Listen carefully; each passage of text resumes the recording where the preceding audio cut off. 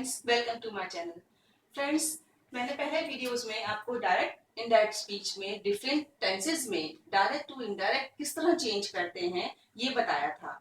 आज direct indirect speech की series में ही मैं आपको एक्सक्लेमेटरी सेंटेंसेस के बारे में बताने वाली हूँ।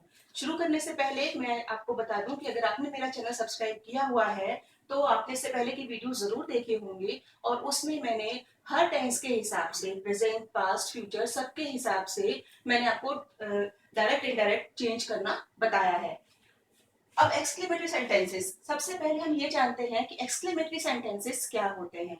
एक्सक्लेमेटरी सेंटेंसेस आर दो सेंटेंसेस व्हिच एक्सप्रेस फीलिंग्स और इमोशंस, जो हमारी फीलिंग्स या इमोशंस को शो करते हैं। Exclamatory words are these. I have written exclamatory words here and how to express these words in our feelings.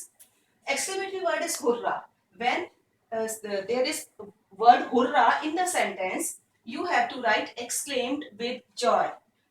We will remove hurrah and write exclaimed with joy. यानी sentence में अगर hurrah word use है किया गया है तो उसको हटा के हम exclaimed with joy कर देंगे.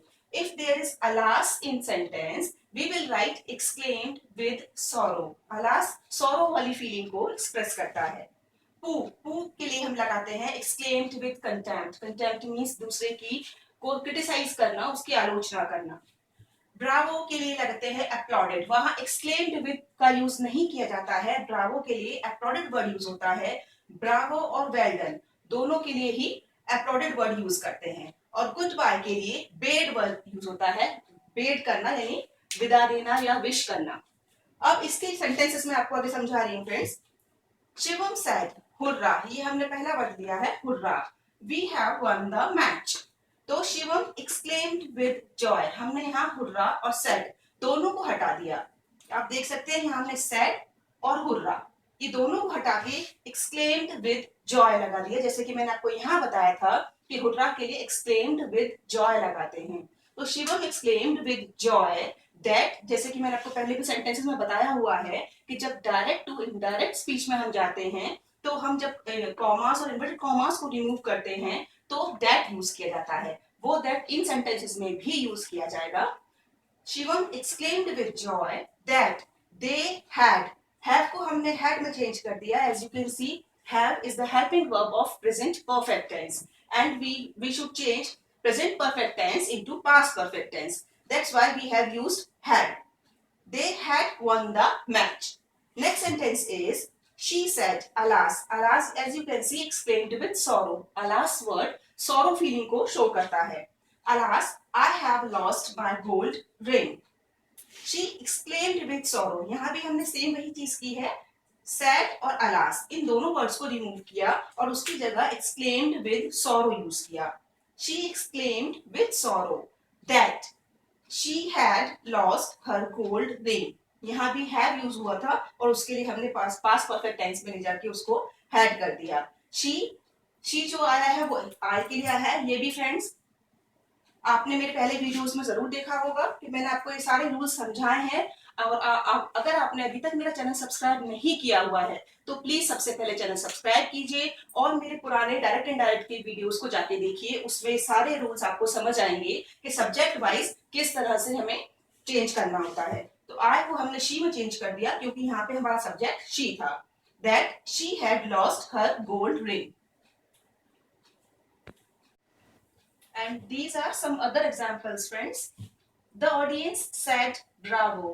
Bravo के लिए I have told you, bravo के लिए हम exclaimed word का यूज नहीं करते हैं, applauded लिखते हैं. The audience said bravo. Well sung लता.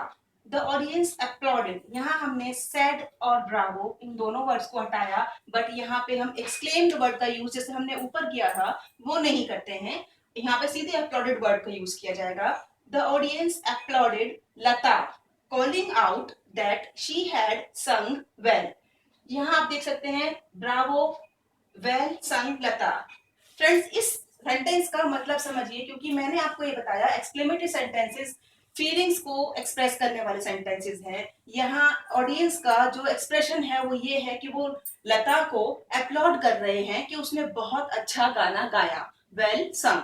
यही हमने इसको इंग्लिश में ट्रांसलेट किया है कि the audience uploaded Lata, audience ने अपलॉड किया यानी तारीफ की लता की, कॉलिंग आउट, ये कहते हुए, कॉलिंग आउट, कॉलिंग आउट का मतलब होता है ये कहते हुए, that she had sung well, कि उसने अच्छा गाना गाया। Next, he said good bye my friends, he bade, मैंने आपको बताया गुड बाय के लिए हम बेड वर्ड यूज करते हैं, तो he bade goodbye to his friends. He said nonsense, यहां आप देख सकते हैं यहां केवल नॉनसेंस वर्ड लिखा हुआ है, इसके अलावा और कोई वर्ड का यूज नहीं किया गया। ये खास तरह के सेंटेंस होते हैं फ्रेंड्स जहां पे केवल एक वर्ड लिखा है जो पूरी फीलिंग को एक्सप्रेस कर रहा है। अब इसे हमें किस तरह चेंज करना होता है, ही एक्सक्लेम्ड, यहाँ हमने सैड की जगह एक्सक्लेम्ड लगा दिया सीधे, और क्योंकि जो जैसे नॉनसेंस वर्ड है तो इस नॉनसेंस वर्ड को ही हमने यहाँ लिया है, he exclaimed that it was nonsense. अगर हम इसको ऐसे समझें कि उसने कहा नॉनसेंस यानी बकवास, तो हम यही कहेंगे कि ही एक्सक्लेम, उसने ये व्यक्त किया कि इट वाज नॉनसेंस, नॉनसेंस कि ये बकवास था। तो फ्रेंड्स ये है अलग अलग तरीके से अपनी फीलिंग्स को एक्सप्रेस करना, और एक्सक्लेमेटरी सेंटेंसेस को चेंज हम किस तरह से करते हैं उसके कुछ रूल्स मैंने आपको यहाँ समझा दिए। आई होप आपको ये सारे रूल्स समझ आए होंगे और किस तरह से टेंस हम सेंटेंस को हम चेंज करते हैं ये आपको समझ में आया होगा। और अगर आपको मेरे वीडियो वास्तव में पसंद आ रहे हैं तो प्लीज लाइक और शेयर करना ना भूलिए।